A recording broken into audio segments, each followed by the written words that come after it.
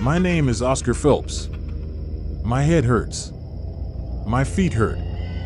My sack hurts. I am sick of this crummy job. This crummy wind, I turn from the cool frothing surf. Walk to the oven of my car. A brownish lump scuttles past my shoe. Lucky little crabs. He goes back to the teeming sea. I am going sack to the emptiness of my jobs.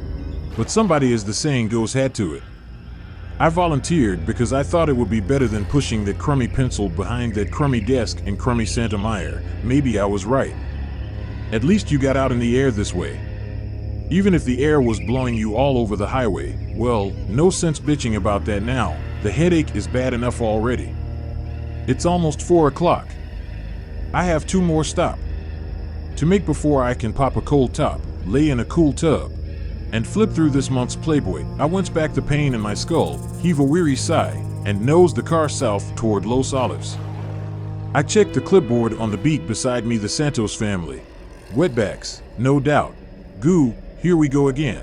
An hour later, I am edging into a crude driveway, littered with broken toy and faced milk cartons. You gaze up at a dilapidated, paint-peeling, one-room shack.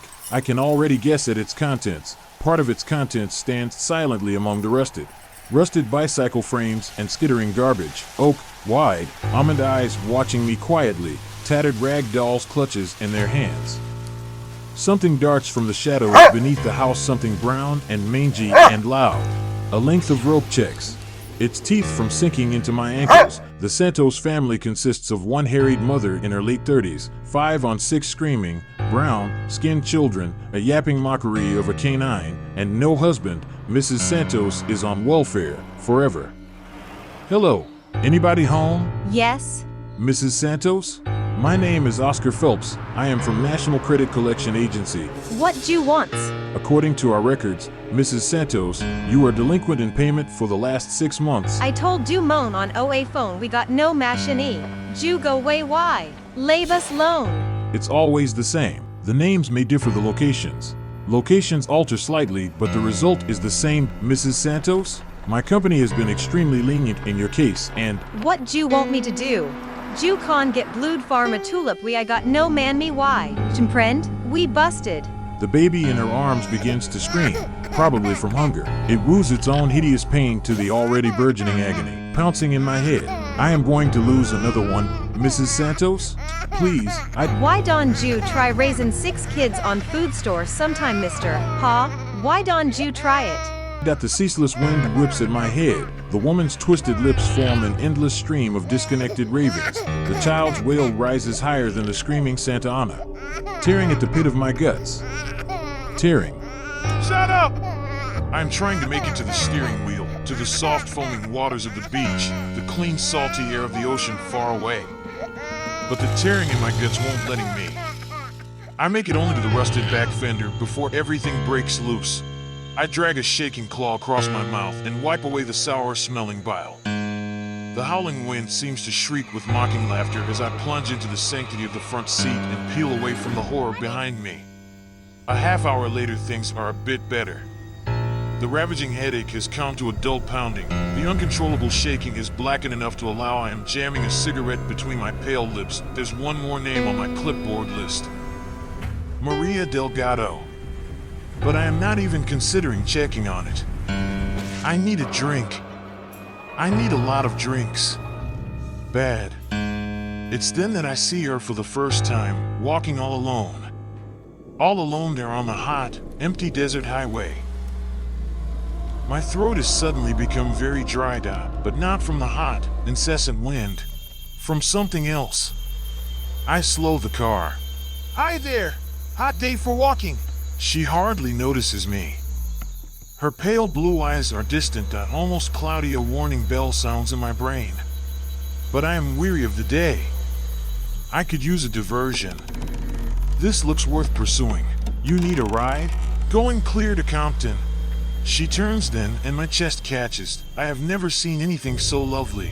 She strides gracefully to the window, bends down, pale breasts straining against the thin fabric of her dress. Compton? Yes, I would like a ride. A sweet perfume fills the car.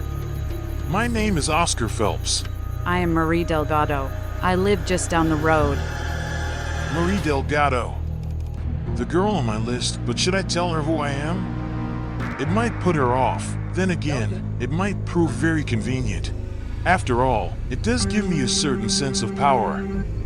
Hot day. Yes. This is very coincidental. I was going to call on you anyway. I'm from National Credit Collection Agency. Oh, According to our records, you're delinquent in your payments. Mrs. Delgado. it's Miss Delgado. And I've had some severe hardships of late. Some severe personal problems. Perhaps you would like to talk about them. Oh, no. It's so personal. Couldn't you give me some more time? I'd be so grateful. Well, perhaps we could arrange something. You say your house is nearby? Just down the road, but there's something you should know. I've had it's been terrible, so ashamed. Haha, that's nothing to get upset about. Lots of folk have been through that. They have? You said you had them. You got rid of them, I take it. They're gone for now. But they always come back. I'm so embarrassed. Here's where I live, mister. Nice little place. Maybe I ought to come in for a while. Come in? But I told you I had. Look, honey, Oscar Phelps isn't going to be bothered by a little thing like that. Come on now, how about a nice cool drink? How many kids you got, Miss Delgado? Several, I'm afraid. They're down at the beach right now. That smell, like seaweed. It's the children. They fill the house with it. I can't even have visitors anymore since the children. Come here, Marie. And please, didn't you hear me? I told you what I had. Marie, Oh, you've got to leave before dark, I promise. before the children come back. Promise me. I promise. The wind buffets the frail house like a giant's hand, stifling her moans of pain, of pleasure. It is dark when I awaken. The girl slumbers quietly beside Wind has finally died down a bit. I arise, searching for the bathroom. I start across the shadowed floor. Something giggles in the darkness, scuttles past my leg. The children have returned from the beach. Little pest, were they watching me? I found the bathroom door. Step inside. Something giggles by the sink. I reach out for the switch, but can't find it. I grasp for the faucet. A searing pain fills my hand. What the? I back into the switch accidentally. Light flares the bathroom into brilliance. The hideous thing is perched on the lip of the sink, studying me with cruel little eyes. Its pincer claws are red. Jesus.